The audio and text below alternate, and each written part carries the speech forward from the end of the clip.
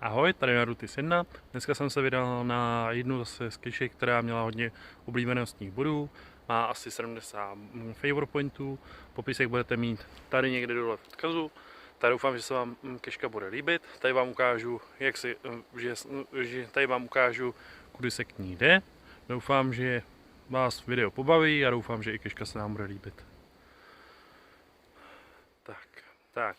Když už jsem teda šel takhle já, tady se proplejtám takhle mezi stromama, tak keška už je vidět, keška už je po levé straně, je tamhle, takže vidíme, jak to bude vypadat.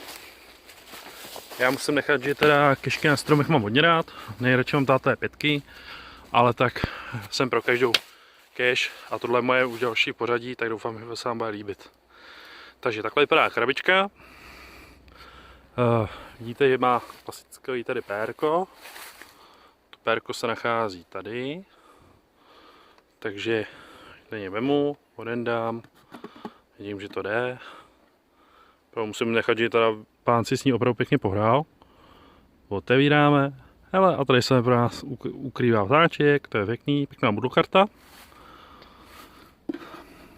Otevřeme šuplíček. A tady nás čeká co? Tady nás čeká logbook. Zalogujeme a tak budeme pokračovat dále. Tak, když už jsme našli kešku, tak už jsem se zalogoval. Tady jsem nechal svoje CVG, jedno TBčko. Zalogoval jsem se jako na Rutis 1. Tak vrátíme pytlík do kešky. Co uděláme teď hned? Zavřeme. Tak. Já vám pro tuto kešku moc děkuju. Děkuju, že jste na ní koukali. Vám se vám bude líbit.